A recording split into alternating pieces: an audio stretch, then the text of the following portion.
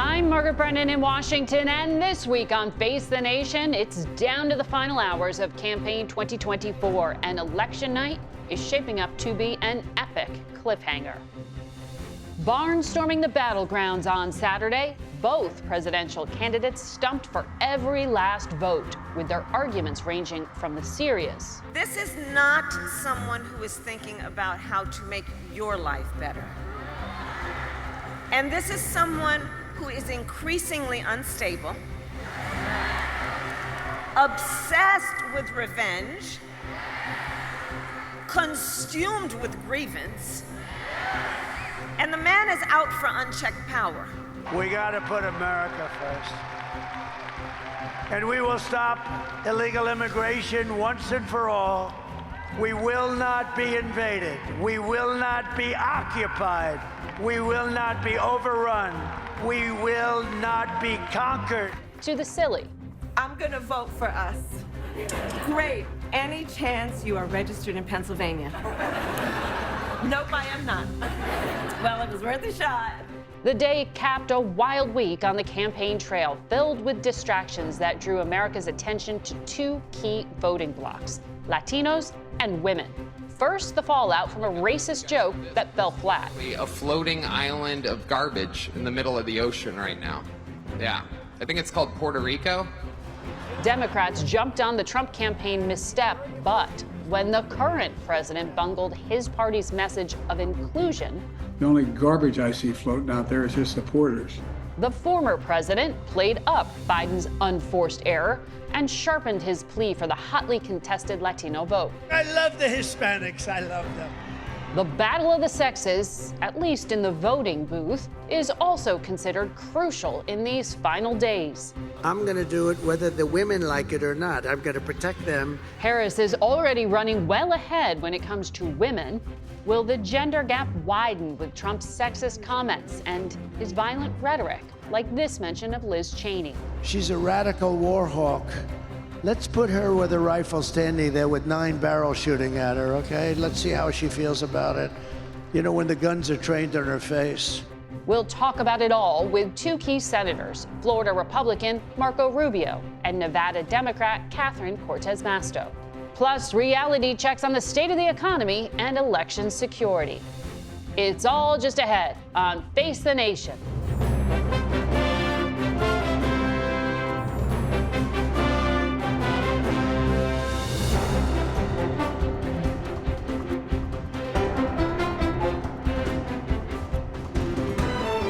Good morning and welcome to Face the Nation. More than 76 million Americans have voted already. That's almost half of those expected to. Our CBS News polling updated overnight shows what we have known for some time. The contests in the 7 battleground states are all essentially tied as they're within the margin of error. We have reporters in all 7 states, and we'll hear from 4 of them today, starting with our Caitlin Huey-Burns, who is in Greensboro, North Carolina. Caitlin?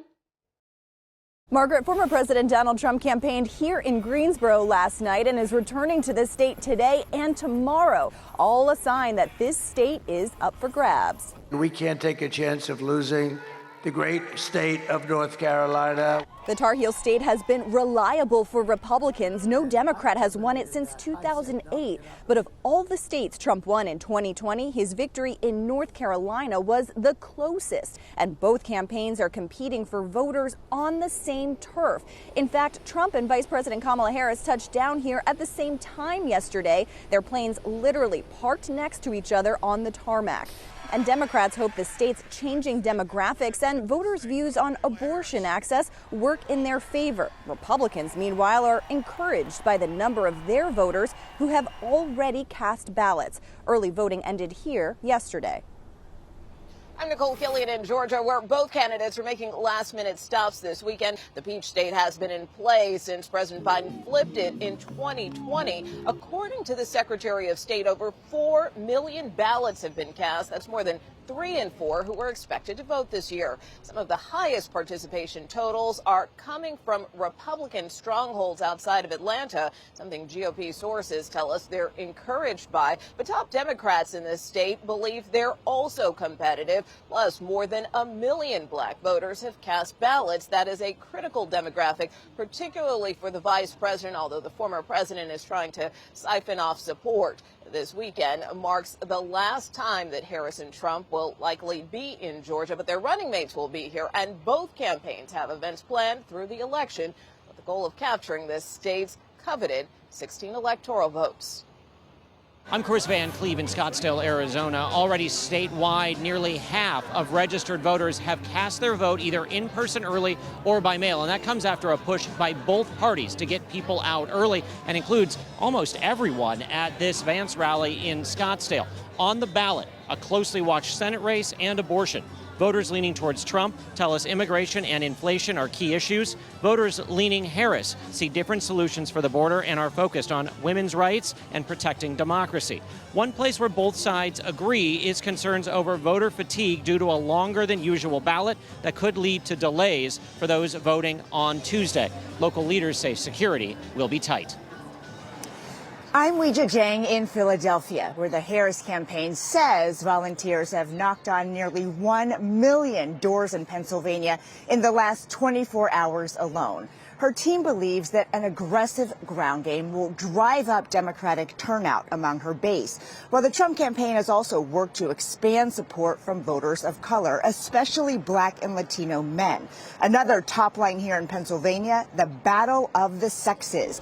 A Trump campaign senior advisor says they are banking on a big boost from men and going after those who usually don't vote, especially in rural areas. But the Harris team is confident that women, including moderate Republicans, will seal the deal for a victory. One group of Harris supporters we spoke with, made up of women who identify as lifelong Republicans, say they have talked to thousands of so-called silent Harris voters in the suburbs who plan to vote for the vice president, even though they won't admit it, even to their husbands.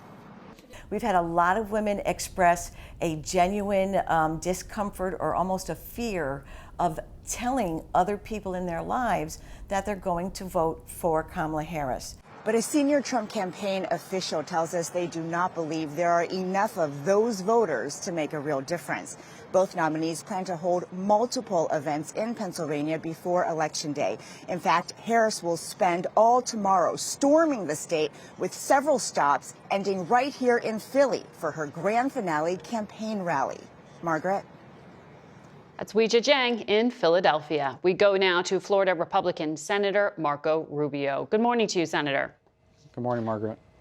In recent days, the Harris campaign has said they have seen favorable movement towards them with Latinos and with undecided voters, particularly following that New York rally we referenced there with the insult comment making remarks about Puerto Rico. You've been focused on outreach to Hispanic voters for the Trump campaign. Are you concerned that this unforced error hurt outreach? Well, there was no unforced error. I mean, a comedian made a joke and it was tasteless, but it wasn't Trump that said it. It wasn't, this guy's not going to be in his cabinet. I mean, this comedian's not going to be a member of his government. He's certainly not running for anything. It was a comedian who tells tasteless jokes all the time. I encourage everyone to, well, I guess watch segments of the Tom Brady roast and you'll see the kind of jokes he tells. He's an insult comic. Look, there's no at new a Trump outreach rally. to... Yeah, I mean, I don't know. He spoke 2 hours before Trump. Well, again, I think what's more relevant, if you want to say, okay, so if it had to be done in hindsight, the guy probably doesn't get invited, okay? Especially with a joke like that. But I think more relevant is the fact that the sitting president of the United States said out loud what most people in the Democratic Party and hierarchy believe, and that is that anyone who votes for Donald Trump is garbage, is a racist, is a hater, is a Nazi, as the vice president candidate of theirs has accused anyone who attended the Madison Square Garden rally. MSNBC was running images of Nazi rallies from Germany side by side with images from Madison Square Garden a week ago. So there, you asked me, why are they so confident? If you're so confident about victory, the way that the Harris people say they are, then why would you be out there attacking not Donald Trump, attacking anyone who's thinking about voting for him by labeling them as if you vote for Donald Trump, you're this evil, horrible human being. That doesn't seem to me like the actions of a confident campaign. It seems to me like the actions of a scared one. Well, I was speaking specifically about that outreach that you've been doing to Hispanic voters. It sounds like you think this is a negligible, but let me ask you about women voters, because we're seeing in our data that the Trump campaign may have an issue there. Here's what former Trump administration UN Ambassador Nikki Haley said this past week about that Madison Square Garden rally. This bromance and this masculinity stuff, I mean, it borders on edgy to the point that it's going to make women uncomfortable. You know, you've got affiliated PACs that are doing commercials about calling Kamala the C word, or you had speakers at Madison Square Gardens, you know, referring to her and her pimps. That is not the way to win women. Do you share the former governor's concerns that this is a vulnerability? Well, first of all, I want to point out, and no one talks about this, Kamala Harris is a bigger problem among men than Donald Trump does among women. Are there women that are going to vote for Kamala Harris? Of course. Are there women that don't like Donald Trump? Of course. Are there women that are going to support Donald Trump? Yes, there are, a lot of them. And I think you'll see that bear out on Election Day. Ultimately, the bottom line is that what this election is going to be about, when people go vote, they're going to be voting on three things that are critical to them. How much does it cost to live in this country, and can you afford the things that people work hard to be able to afford? Because over the last 4 years, they have not. Do you feel safe and secure? And the answer is no. People do not feel safe and secure when you have dangerous criminal elements entering this country across the open border that Kamala Harris allowed. And number three is, how close is this country to being dragged into some sort of global conflict? We now have troops from North Korea side by side with Russians on the ground in Ukraine. We're edging closer every single month to some broader global conflict that could involve the United States. And guess who's going to have to go fight in those wars? The sons and the daughters and the children of the people who are going to decide this election, and that includes over half the country, which is women voters. That's what's going to be on people's mind, and that's what should be on their mind, because that's what's at stake in this election.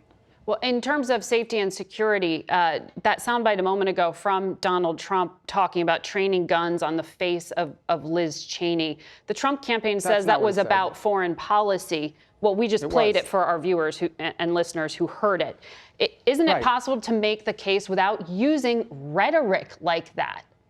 But Donald Trump doesn't talk like someone who's been in Washington for 30 years. He Training doesn't say it the way guns on I her would have said face? it.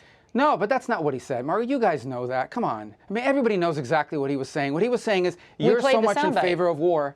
Yeah, you played a piece of the soundbite, because in another piece of it, he said he would give her a gun to go stand in conflict as well. You don't normally give a gun to someone that's going to be facing a firing squad, which is what much of the media made it sound like. The point he was making is not a new point. It is a point that has been made by people in both parties for decades, and that is, you're all for war, and it's easy to be for war when you're in some fancy building and you're safe and sound in Washington, D.C., Let's see how much you are for war when you yourself get deployed into combat. That's the point that he was making. That he uses language that maybe is not what we typically hear from someone that works at a think tank. Oh, fine. But I think it's truly not just unfair, it's egregious to see that reported the way that it was, along with other things that are out there. I've never seen such a concerted effort. Look, I've always believed there's bias because no one's unbiased, but I've never seen such a concerted effort like what I've seen, especially in the last 2 weeks, among multiple media outlets in this country, to, in some cases, breathlessly distort and lie about what's being said and to create and manufacture these gotcha moments against Donald Trump. I've never seen it before. It's over the top. Senator, you are the ranking member on the Senate Intelligence Committee. You also know that former commander-in-chief is not just some guy off the street, and words matter. U.S. intelligence has specifically warned about the risk of political violence in this country. Some of it stoked by foreign adversaries, Iran trying to do that, Russia trying to do that in the days after the election. Are you confident in the security and the integrity of the election? Well, I'm confident in the security and integrity of the elections, and especially because we have strong systems across this country. It's spread across 50 states. That doesn't mean there aren't going to be problems. We saw problems earlier in the week in Pennsylvania, and they were resolved by a court where people were not being allowed in one county from accessing their on-demand mail ballot at the spot. There are going to be issues like that. They're being confronted at the front end, and those things are being looked at. Look, in the state of Michigan, we know now, and this is not me making it up, I can't believe it hasn't received more coverage, a Chinese national registered to vote and voted. And now he's being charged for doing that. But guess what? His ballot's going to count. We know at least one non-citizen's ballot is going to count in Michigan because they don't know which ballot is and they can't retrieve it. These are facts. Yeah. Now, whether that's widespread or not, I hope not. But these are things that are happening and they need to be watched at. As far as foreign adversaries, sure. I mean, Iran wants to kill Donald Trump. Iran, this has been fully documented. They are trying to kill Donald Trump. You talk about violent rhetoric. He's the only candidate in this race, and not because I wish this on anybody else, who's had not one but two assassination attempts against his life. Right. So of course we're all concerned about it. Right. In terms of the case you talked about in Michigan, we have tracked that the Secretary of State of that state has actually brought charges, has made that public. That individual may actually be deported. May actually be deported because there are laws in this country that punish people when they are illegal and they try to vote in federal elections. That 19-year-old is going to face some consequences. He is, and he's going to, but his vote still counts. His vote will still be counted. Understood. I'm just trying to make clear here that there are systems, as you pointed to, as the courts are also playing a role here. I need to ask you about China, though. This massive and pervasive hacking by China of U.S. telecom companies is significant. Your colleague, Mark Warner, said it's the most significant breach he has ever seen in his entire time on the committee. Do you know if China has been able to access the audio of Americans' phone calls? Well, I'm not going to comment on what they access, but I agree with Mark Warner's statement. It is an egregious, outrageous, and dangerous breach of our telecommunication systems across multiple companies. I'll leave it at that. I think as time goes on, we're going to learn more about it. Some of it will be made public. I think there's more that's still being gathered. It's a very serious situation that we face, and I think one that is quite threatening, maybe not directly to the election per se, but certainly to the national security of our country moving forward. It's a vulnerability that no one imagined or anticipated, but here it is. Understood. Senator Rubio, thank you for your time today. We'll be back in a minute. We're joined by Nevada Democratic Senator Catherine Cortez Masto, who joins us from Las Vegas. Good morning to you, Senator. Good morning. We're going to be tracking your state very closely in all 6 of its electoral votes. In this early vote, we've seen half of Nevada's active registered voters have cast ballots, and there's some anxiety among Democrats because Republicans currently have a lead statewide. Are you confident the remaining ballots will close that gap and deliver the state to Harris? Well, Margaret, I can tell you a couple of things. One, I am optimistic that we are going to win, not only for Kamala Harris and Tim Walz, but for Jackie Rosen in this state. I'm absolutely confident in our ground game, in our canvassing and knocking on doors and talking to our voters, because that's literally what matters here, is making sure that our voters who are paying attention now in a swing state like Nevada, that somebody's talking to them, because there's so much information out there. And now is the time for us to connect with our voters and talk to them about the issues that they care about. So yes, I am very, very confident. And the only other thing, let me say this, Margaret, is, I was reelected just recently, and there was a Republican advantage in my race, in my midterm, and I won. Not only did I win, our congressional delegation won, and so we also won our state seats in our state house. So what we know in Nevada, it is really about that organization. It's knocking on those doors, it's phone banking, it's talking to our voters. We also have a large population of our voters who are nonpartisan. Over a third are nonpartisan. And those are the independents in other states. And they lean Democratic, they leaned my way. And so I am very, very confident that as we are working our ground game, we're going to organize our way to victory here. You mentioned your victory in 2022. That was just by 8,000 votes. So this could be a tight one as well this time around. The Trump campaign talks about making inroads with the working class population in particular on the issue of the economy. Your state has the second highest unemployment rate in the country. The majority of voters do not have a college degree. Why shouldn't the Trump campaign be confident that they are making inroads with this key demographic? Well, a couple of things, Margaret. You talked about my tight race. They're always tight in Nevada. It's a swing state. They're always close. It's always within the margin. And that's why it is important you get out and talk to voters and you don't take anyone for granted. And you're right, a large part of our population, our service industry, those are high school educated individuals. That's my family. They worked in this industry. And these are the individuals we want to talk to, but we also have been engaging them on the issues that matter to them. And if you look at our strong organized labor, which is the culinary, which is made up of most of the service industry, along with our building trades, they're knocking on those doors in favor of the Democrats, Kamala Harris and Tim Walz. So there is this outright concerted effort by everyone to make sure our voters understand what's at stake here. And there's a stark difference. I mean, you know, let me just say, because this is important for voters to know this, that Kamala Harris has already talked about she wants to represent everyone. She wants to lift everybody up. No matter who voted for her, she's going to represent them. She's going to start day one with a to-do list to how she works on the issues that she knows that many voters are challenged with. Donald Trump is going to walk in the Oval Office with an enemies list. There's a difference between the two. And when you talk to voters about it, who are expecting that in Nevada, in a swing state, that makes the difference in whether or not we are going to win, and we are going to win. But does your party, we played what the current president, Joe Biden, said about Trump supporters, and some have compared that, Republicans have compared that to what Hillary Clinton said about a basket of deplorables. Does your party have a disdain problem in talking down to working class voters in particular? Well, I can tell you here in Nevada in general, first of all, let's just say, we know this. President Biden clarified his statement, and Kamala Harris has made it very clear she wants to represent everyone. Well, he quibbled about an apostrophe in the transcript. But Kamala Harris made it very clear moving forward that she wants to represent everyone, right? No matter whether you voted for her or not. And whoever you vote for, you shouldn't be criticized for that. And she's made that very clear. What I hear from voters in Nevada, and this is where it's relevant, not the spin rooms, not the polls, not what you're hearing on the national news, but what are voters saying? And what do they care about? And they're listening. And I can tell you my voters in Nevada that I talk to, which is really a large population of not only our blue collar, but minority, Latinos, Asian American Pacific Islanders, a vibrant Black community, Native Americans. They are listening to what are the issues, who's bringing the solutions, right? Who has the solutions to address the affordable housing issue? That's Kamala Harris. Yeah. Who has the issues to address how we lower healthcare costs and keep them low for all Americans? Kamala Harris.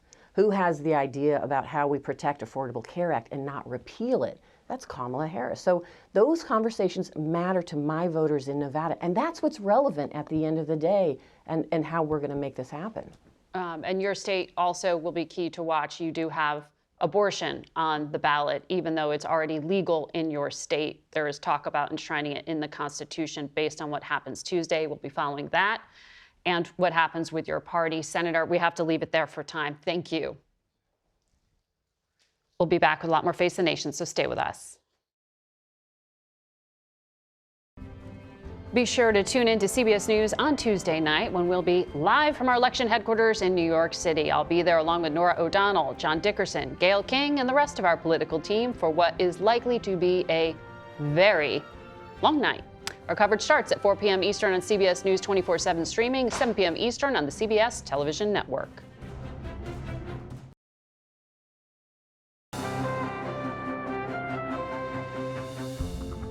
Welcome back to Face the Nation and our panel of election law and security experts. David Becker is the executive director of the Center for Election Innovation and Research. Chris Krebs is the former head of Cybersecurity and Infrastructure Security Agency under the Trump administration. And Samantha Vinograd was most recently a counterterrorism official at the Department of Homeland Security under the Biden administration. Good morning to you all. Setting the table for a consequential week. Chris, I want to start with you. We're in that 48-hour window that Microsoft warned was going to be rife with attempts to hack people's minds. We've seen at least 4 fake videos the FBI and U.S. intelligence have warned are meant to manipulate. Yesterday, the FBI said there were 2 out there that are fake. Before that, we had disclosures that Russia was behind a Bucks County, Pennsylvania fake video and one targeting voters in Georgia, falsely claiming that Haitian migrants were voting. How do these tactics that Russia is using now compare to what you saw in 2020 and back in 2016? Well, they've evolved their techniques from generating and launching content from, for instance, St. Petersburg. That's what we saw in 2016. You had the Internet Research Agency operating out of an office building, almost like, you know, a normal business. Over time, though, given the improvements in the intelligence community, Cyber Command, and our own awareness of the activities and what they're doing, they've started to push the boundaries out. And so they're actually generating content and then they're laundering it effectively through other platforms like Telegram. And even now what we're seeing is a significant amount of laundering through X.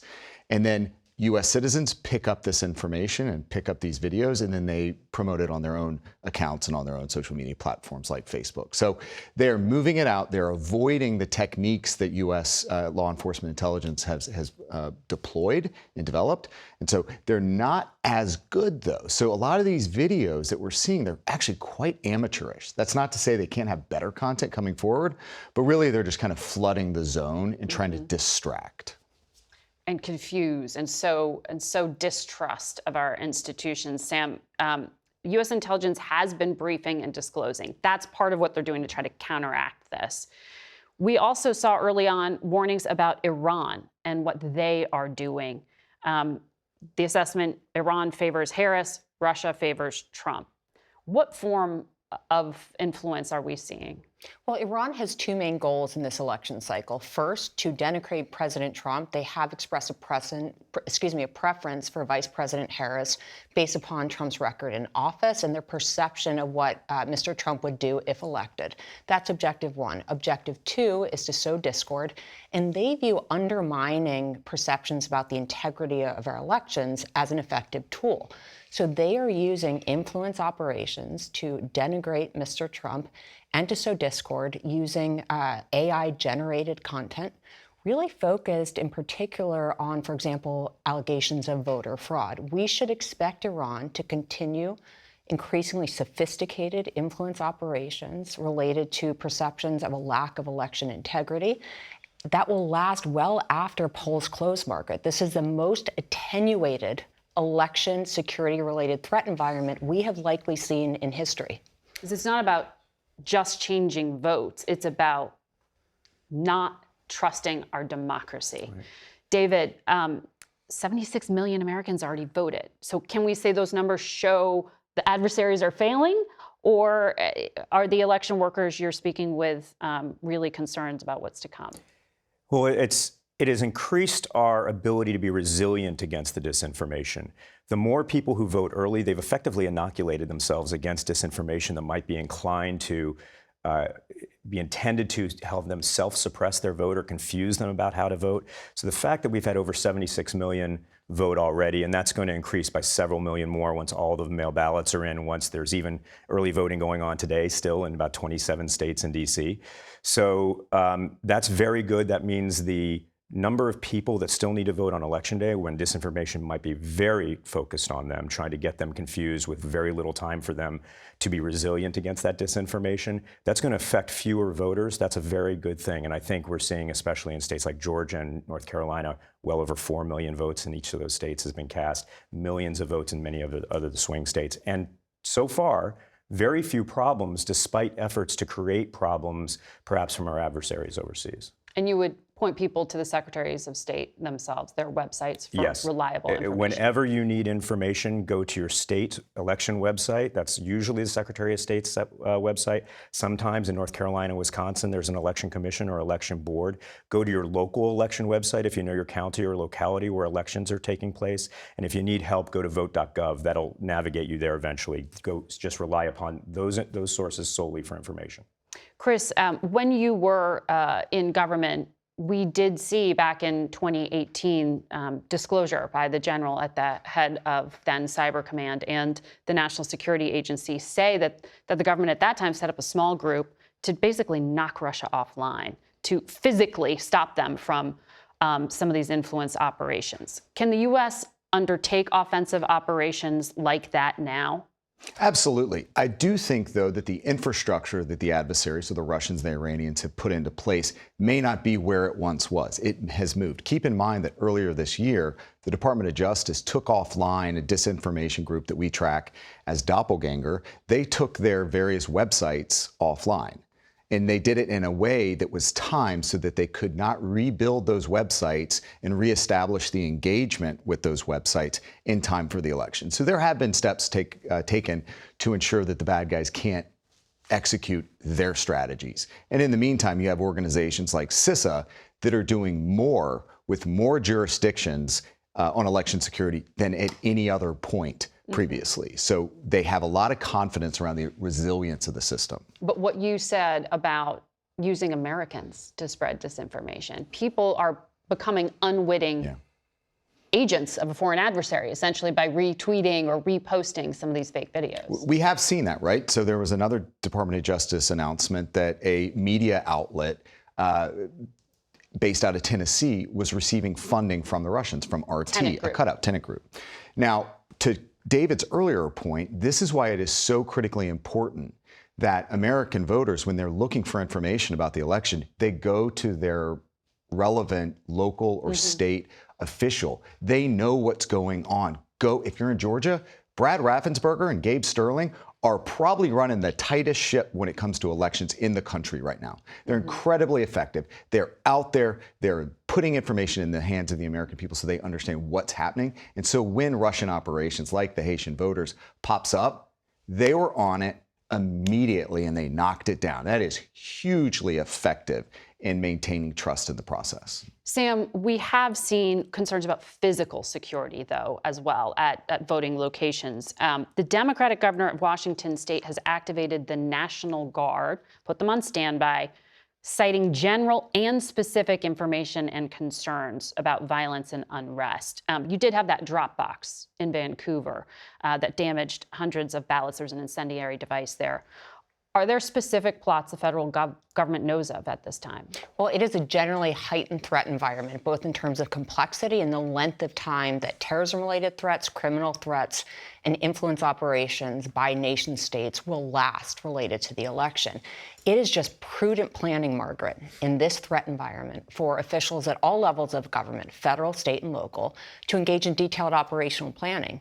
State and local officials are in the lead for the security in their jurisdictions. Now, in my experience, particularly post-January 6th, those operational plans must include a full sense of all available law enforcement resources. National Guard is the last resort. You have local resources, state resources, and then as necessary, National Guard, as well as a clear sense of who to call when so that there aren't communication failures. Federal officials have invested a lot of money and time in doing exercises, hundreds of them with state and local officials, sharing intelligence and information, and trying to share best practices. But at the end of the day, the state and local officials are in the lead and should have clear operational plans for a range of scenarios that may arise, in particular, large-scale security incidents that may arise with little or no warning. We learned lessons from January 6th, and from my conversations with former colleagues, that operational planning has been underway for years, Margaret. David, I want to quickly get you to respond to what Senator Rubio was raising during our interview. He was talking about the charges brought by the Secretary, or I mentioned the charges brought by the Secretary of State against the individual he highlighted had cast a vote despite not being a citizen. How is it that someone who's not a citizen could register and cast a ballot? How did that even happen? Well, we have several protections in place to make sure it's very, very unlikely this is going to happen. We've seen places like Ohio, which has documented only 6 cases of non-citizen voting over a decade, dating back to 2014. We have places like Georgia that has documented 9 cases of non-citizen voting since 2008. So it does happen, but it's extremely rare. And I'm sure Michigan is going to go through the process of evaluating exactly what went wrong in this one particular instance. But it's also important to note, this is one case. It was very swiftly dealt with. This individual is going to lose his admission at the University of Michigan. He's going to be prosecuted. He might go to jail, and he's almost certainly to be deported. This is a cautionary tale. It's one of the reasons we know that non-citizen voting is extremely rare. It's not zero, but it's very close to zero, because the potential benefit to the person who perpetrates that crime, one vote in an election with 160 million ballots, is far outweighed by the potential risk that they're facing of deportation and other jail time, et cetera. Thank you for that. I wanted you to explain the process, because I think explaining how our courts work, how the systems are set up to deal with these things is important. One of the things disclosed in the U.S. intelligence report put out by the Office of the Director of National Intelligence was that Russia is amplifying these claims of non-citizen voting. Right. So that's what happens. Right, that's what happens, and there are plenty of protections in place to make sure that this is extremely rare, as close to zero as it can be. Thank you. Thanks for your perspective. I know we'll keep you on speed dial throughout the week. We'll be right back. To dissect some of the new economic indicators we've been seeing, we're joined by Mohammed Al-Arian. He is the Chief Economic Advisor at Allianz. Welcome back to the program. Thanks for having me. You know, we saw on Friday this jobs report that indicated job creation stalled a bit in October. There were some complicating factors like hurricanes and a strike at Boeing. But what's your perspective on what this indicates for the next president of the United States? So most of the report, as you pointed out, was distorted in a really important manner by the strikes, by the hurricanes. The bottom line, Margaret, is we have an economy that has been growing robustly. Inflation is coming down. And the main challenge for the next administration is not just to maintain what is called economic exceptionalism, because we're outperforming all other advanced economies, but also to continue to reposition it for the engines of tomorrow's prosperity. And that's absolutely critical. Well, we know the Federal Reserve is meeting later this week, may move on interest rates again since inflation is around or getting close to that 2% target. But for average people, they see housing prices are high, they see grocery prices are still high. Where's the scenario where those prices actually come down? Yeah, and that's what everybody's expecting, but it's not going to happen. Look, the good news is interest rates will continue to come down. The good news is inflation, which is the rate of increase of the cost of living, will come down. But it's very hard to bring down prices. And that's one political problem, is when you tell people inflation is coming down, in their head, they think prices are coming down, not the rate of increase of prices.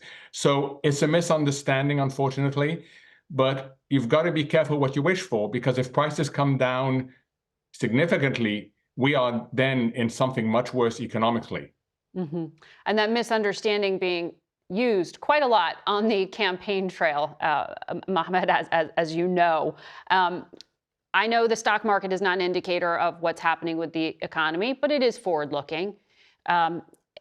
This week, what should we be expecting as a reaction to the outcome of this election? So believe it or not, a lot of investors are just on the sideline.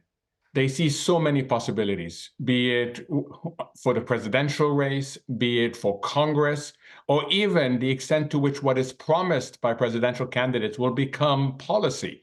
There tends to be a big gap between the two.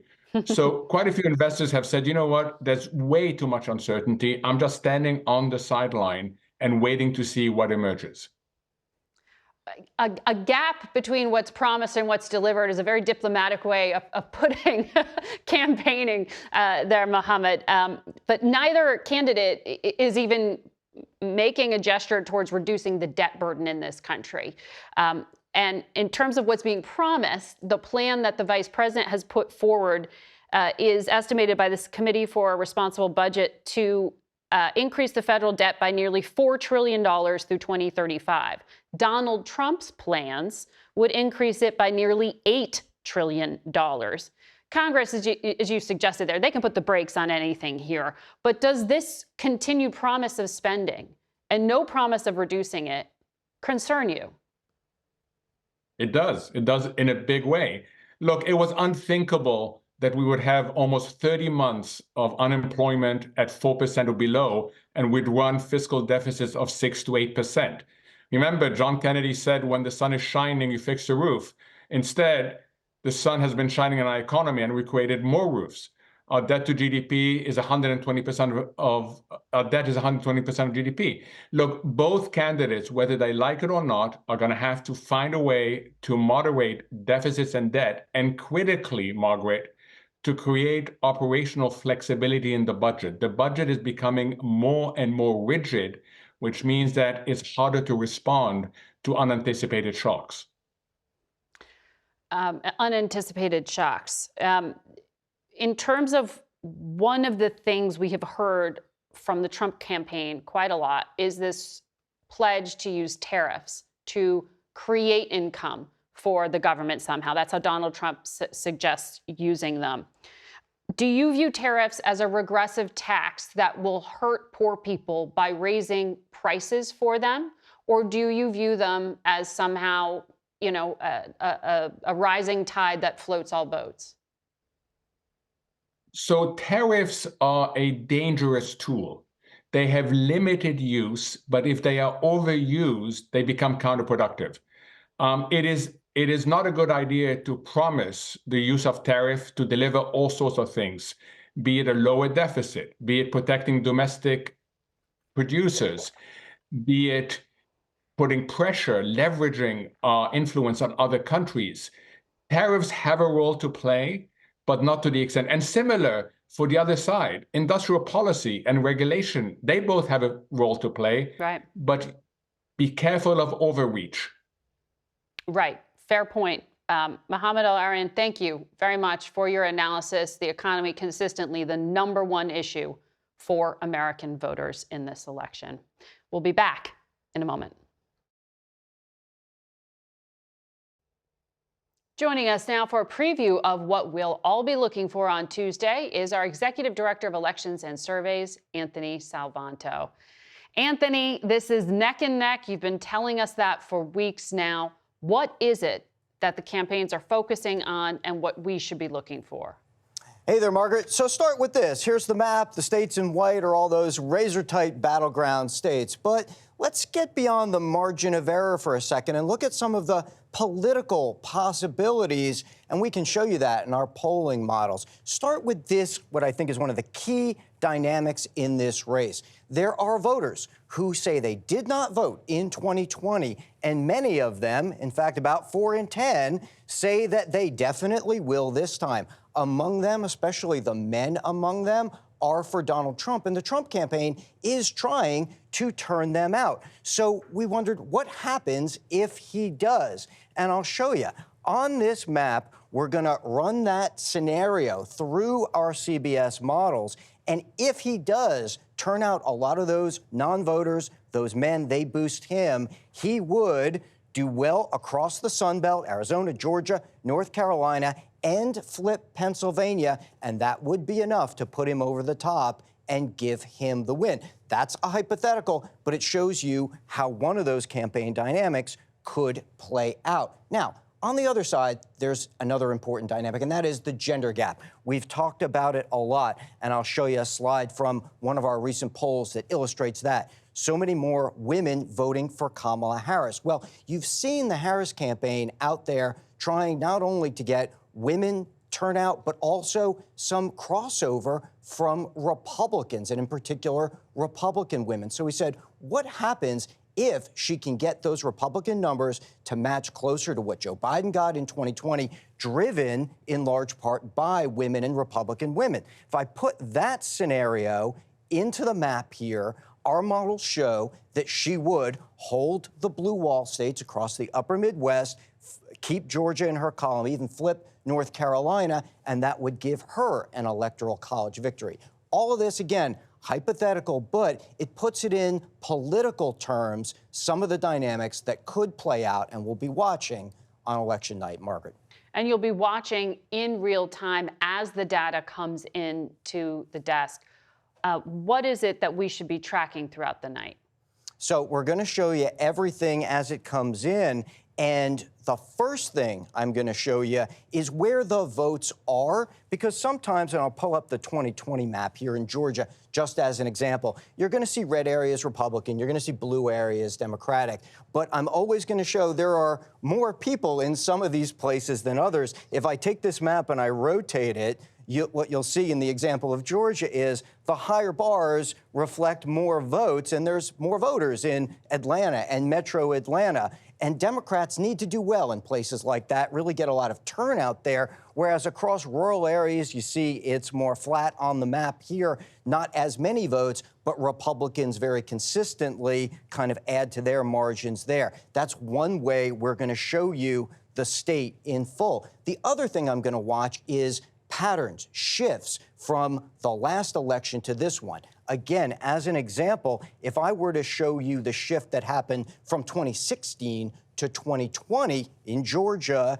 Democrats, Joe Biden at the time, got a lot of those counties around metro Atlanta shifting blue. Those rural areas shifted red, Republican. We'll see if something like that happens again. So it's where the votes come from, how they shift. And the last thing, very quickly, Margaret, I'll remind everybody, is patience. If I were to take that same Georgia timeline and show you what it looked like at, say, 9 p.m., just after a poll closed, a couple hours, you see so much uncounted votes still in Georgia. Metro Atlanta hadn't counted yet, et cetera.